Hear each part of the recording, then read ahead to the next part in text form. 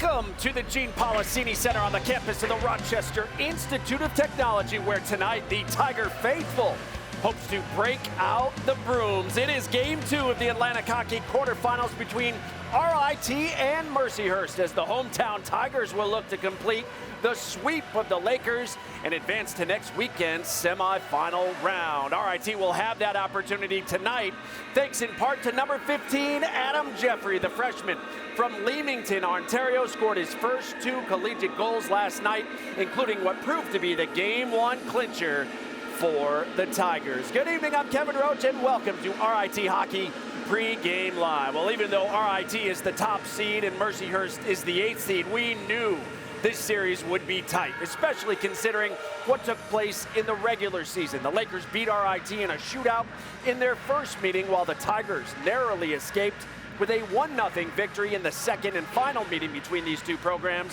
in the regular season. Game 1 of the quarterfinals last night, and oh, it was a good one. Just over 5 minutes in, Tigers the aggressors early. On the attack, Cody Laskowski, the pretty feed to Matt Kellenberger, who scores his 3rd of the season. Tigers with the early 1-0 lead. It stayed that way until the 3rd, when Mercyhurst woke up. Carson Briere with the redirect by Tommy Scarfoni to tie us at 1. For Briere, his 5th on the season, and that was a big one. Nearly a minute later, Lakers strike again. Eric Esposito scores to give Mercyhurst the lead. Number 16 on the season for him. Oh, the GPC, the Tigers, we were all stunned at that point, but we were just getting started. Off the faceoff, the freshman, Adam Jeffrey. What an answer, and what a time for his first collegiate goal. Tigers needed that. We were knotted at 2. We had just 1 goal in the first 40 minutes. They were coming fast and furious in the 3rd. Mercyhurst responds right there. Jonathan Bendorf, the backhander that goes 5-hole. It was 3-2 Lakers back in front as it gets by Scarfoni. Under 10 minutes to play in the period. Tigers answer back. Ryan Nicholson, the pretty feed to Dimitri. Micro Giannakis, his 4th of the season, ties us at 3 as we take another look. Oh, a pretty move there to beat Tyler Harmon. Under 2 minutes to go in regulation. Caleb Moritz, the blast. Adam Jeffrey, the deflection. And are you kidding me? Tigers go in front 4-3 with 1:35 remaining. The Coliseum, oh, it was rocking big time. Final seconds, Tigers looking to seal it, and Grady Hobbs does it with the empty netter. Tigers win a thrilling Game 1. They win it 5-3 afterwards. Adam Jeffrey discussed the biggest goal of his Tiger career thus far. It's hard to put it in words. Caleb Moretz made a great play. He walked across the blue line, shot the puck. I just had to tip it in. I got lucky, but it went in the net, and that's all that counts. What's the emotion of winning a playoff game like this in your first experience? I mean, it's exhilarating. Obviously, they're a lower seed, but they're a great team. And they came out to play today. Their goalie had a great game, and we just had to do a job and, put pucks in the net. So hard to get frustrated throughout the year when you're not being rewarded, not getting any points. You get 2 big goals here tonight. What does that do for the confidence? It's great. I mean, you just got to keep a positive attitude throughout the year. But now it's great to have that goal and just, build from that. How do you close this Mercyhurst team out tomorrow night? Just got to play the same way. Just got to put pucks on that and just keep trying to score goals. Yeah, they got to keep scoring goals. Adam Jeffrey held without a single point in his first 12 games as a Tiger. He comes through with a monster performance in Game 1 of this quarterfinal series last night.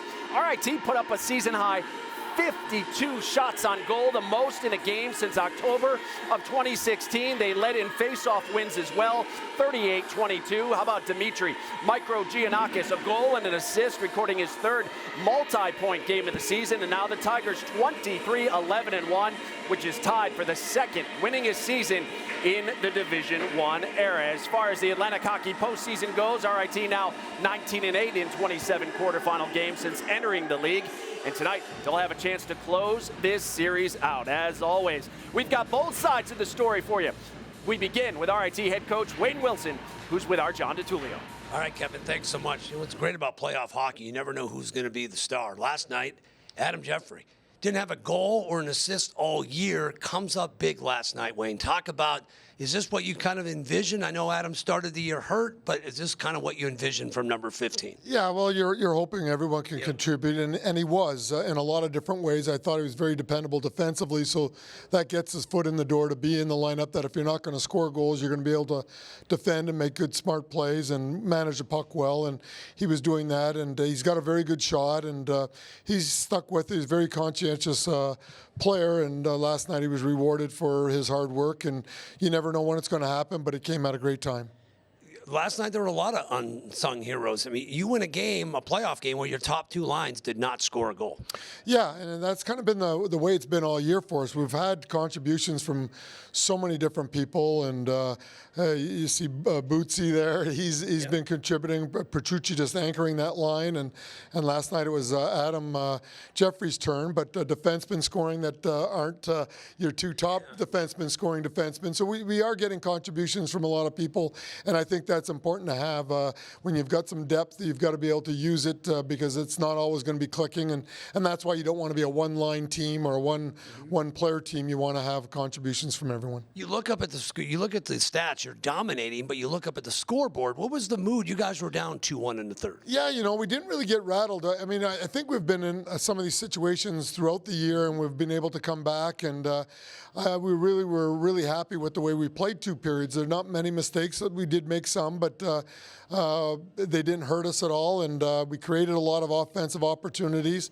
I think we responded. It couldn't have been any better response. I mean, they ended up scoring 3 goals in the third period, all of them to end up taking leads, so to speak, and we just kept fighting back, and it might have been our best period offensively speaking, although we did have some hiccups defensively to give up some goals, but we generated over 20-plus shots on goal, and probably could have had some more goals as well in the third. So just one of those nights that we stuck with it, and we were rewarded. You can't always count on that, but it's just been that makeup of our team this year all year long. So what's the key tonight? Mercyhurst, their season's on the line tonight. You know you're going to get their best shot. What do you want to see from your team right out of the gate? I think right off the gate we want to have a good start. So we want to put pressure on them, maybe create some doubt in their mind if we can. Obviously hard to do, but we want to play good team defense. We want all our offense to come off of our defensive structure, and then we just manage pucks, play smart, and then discipline we've talked about now for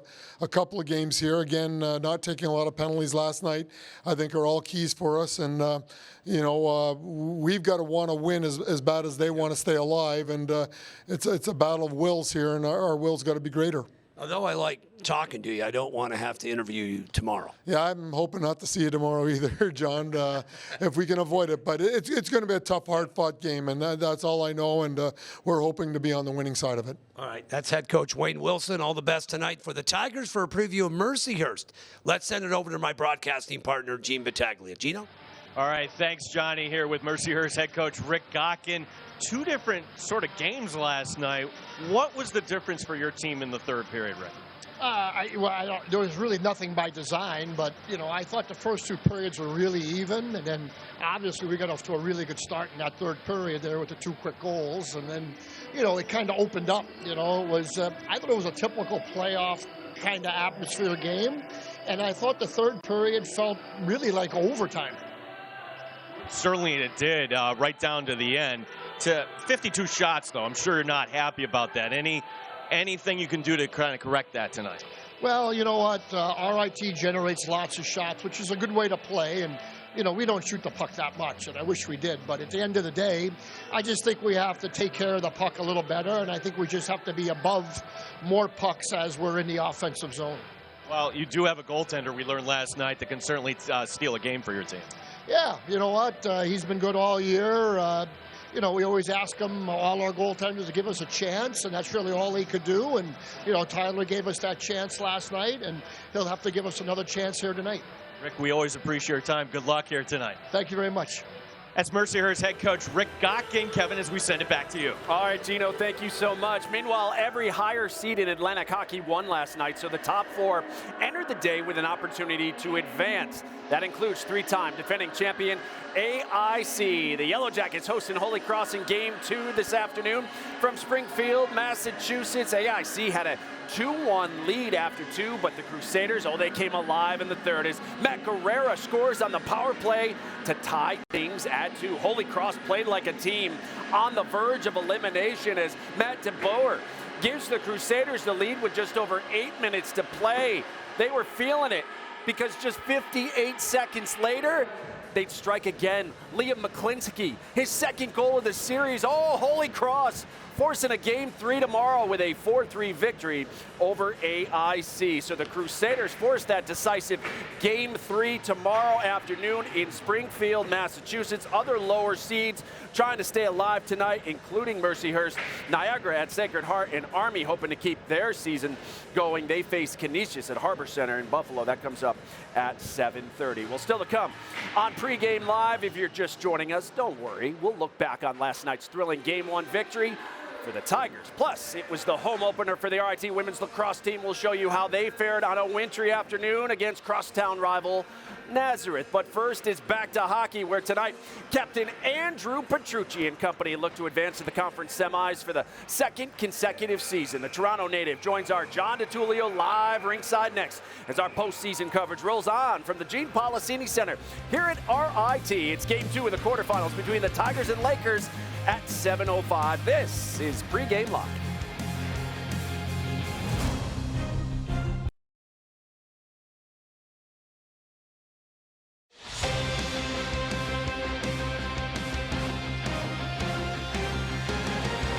Back here on Pregame Live, the students and corner crew, a major factor last night, and they will be no doubt again tonight. You'll need a shoehorn to fit them in that section as the students have scooped up all the allotted free tickets for tonight's Game 2. Well, warm-ups have concluded down on the ice, and that's where we find our John DiTullio, standing by live now with RIT captain Andrew Petrucci. All right, thanks so much, Kevin.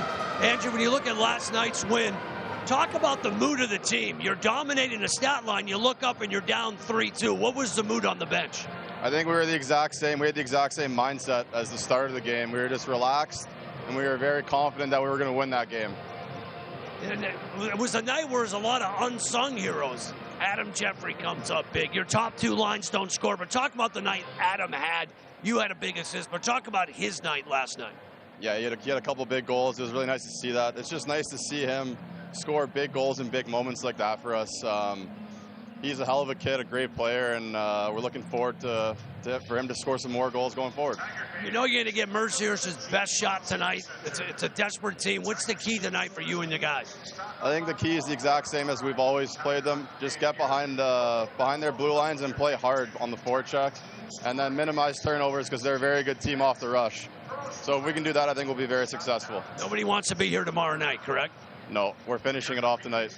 All right, Andrew, all the best here. That is the captain of the RIT Tigers, Andrew Petrucci. Kevin, back to you, buddy. All right, Johnny, thank you so much. In the net tonight will be Tyler Harmon for Mercyhurst. He took the brunt of the corner crew's chance last night, but despite the loss, he was solid in net for the Lakers, stopping a season-high 47 of the Tigers' 52 shots. The Vermont transfer will make his 17th consecutive start here tonight. He's now 6-15-2 on the year. In the net for RIT, of course, Tommy Scarfoni, number 30, the sophomore netminder, finished Game 1 last night with 20 saves to improve to 29-1 on the season with a 2.42 goals against average. Meanwhile, the number 1 nationally ranked RIT men's lacrosse team returns to action tomorrow against 11th ranked York of Pennsylvania. Our coverage of RIT men's lacrosse begins at noon tomorrow on RITathletics.com and the RIT Athletics app. RIT women's lacrosse hosting crosstown rival Nazareth at Tiger Stadium this afternoon. Second quarter, Adele Jones with the goal for RIT right there, and we were tied at 6. At the half, we skip ahead to the fourth quarter. Tigers trailing by 3. It's Adele Jones again saying, hello, it's me. She had 4 goals on the day to lead RIT, but Emma States had a big afternoon for the Golden Flyers, one of her team-high 5 goals right there. Nazareth hangs on to beat RIT today, 13-12 the final at Tiger Stadium. You can keep up with all your favorite Tiger teams with the RIT Athletics app. You'll find scores, highlights, live broadcasts, and so much more. Stay connected to your Tigers anytime, anywhere by downloading the RIT Athletics app on all the devices listed there on the bottom of your screen. Well, still to come on Pregame Live, we'll look back on the Game 1 thriller between the Tigers and Lakers, plus John and Gene will join us to share who they believe will be the difference makers in Game 2. It's all straight ahead on your home for Tiger hockey. You're watching Pregame Live.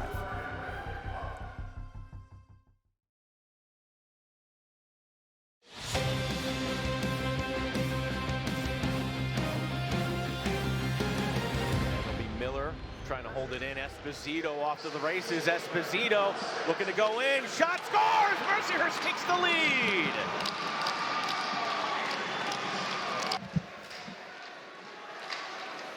Norton pushing it along the wall as the Tigers come up with it. Shot scores! We're tied! We are tied, and how about that? What a time for Adam Jeffrey to get his first collegiate goal. Congratulations, number 15. Hunter taking it back, centering pass right through the backhand attempt. It scores! Mercyhurst retaking the lead. As that's number 23, Jonathan Bendorf with the goal. Here's Nicholson. Centering pass and scores! You want another unlikely goal scorer? How about Dimitri Micro Giannakis? We're tied at 3. As Moretz, Caleb Moretz. Over the shot. Scores! The man of the hour.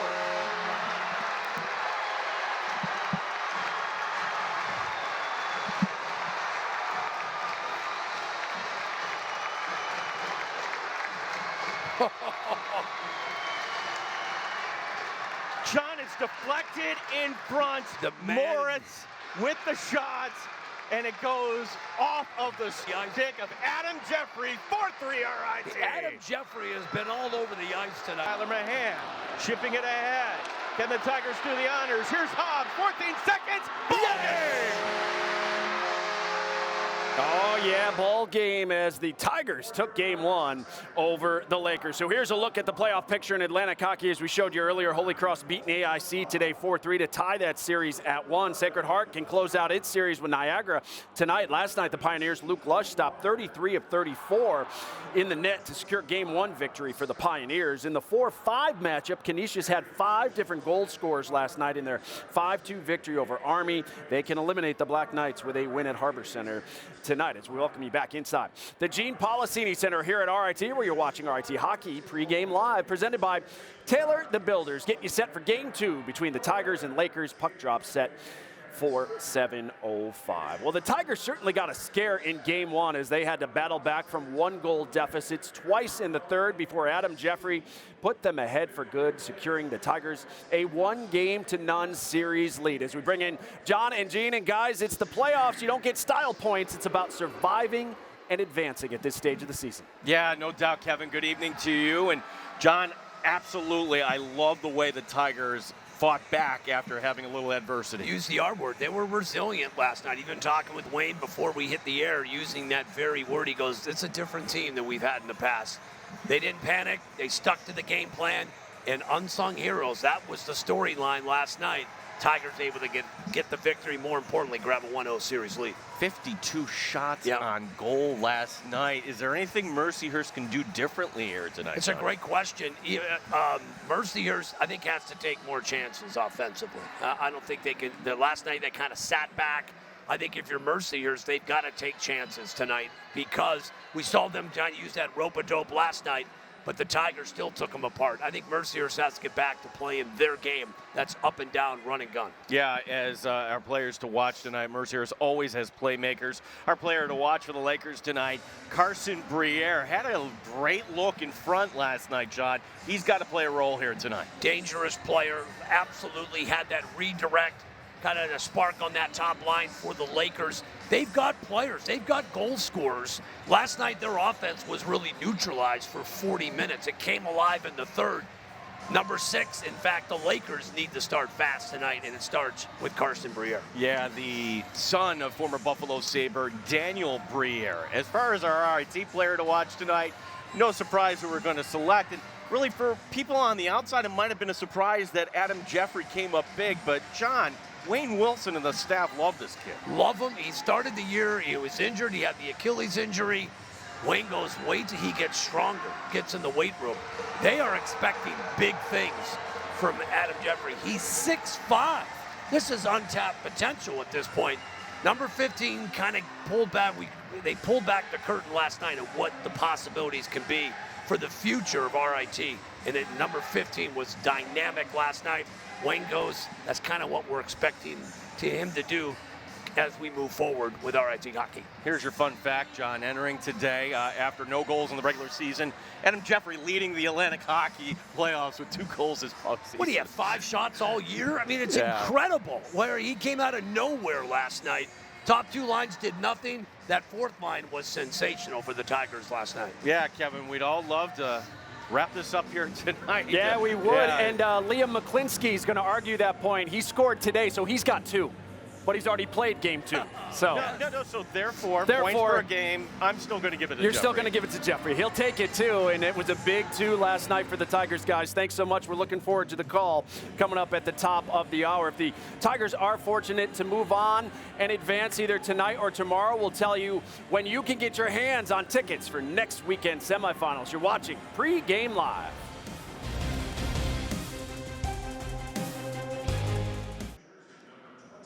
Back here on Pregame Live, the Tigers now 13-3 on home ice in the Atlantic Hockey quarterfinal round. RIT hoping to complete the sweep and advance to the AHA semifinals for the 10th time in program history. However, if Mercyhurst can even this series tonight, there would be a decisive Game 3 tomorrow here at the Policini Center. Our coverage would begin, if necessary, at 4:30 with Pregame Live, followed by Face-Off at 5:05 to determine who would advance to next week's Atlantic Hockey semifinals. If the Tigers advance to the best-of-3 semifinal round, we would be here at the Policini Center starting next Friday night. Tickets go on sale if they win on Monday at 10 a.m. at the box office, or you can grab your seats online at rittickets.com. You hear the Tiger behind me. We're getting ready. That'll do it for us. Can the Lakers even this series at 1? The answer's straight ahead. John and Gene will have the call for you, and I'll see you back here for the intermission report. Enjoy the game. Game 2 between RIT and Mercyhurst begins right now.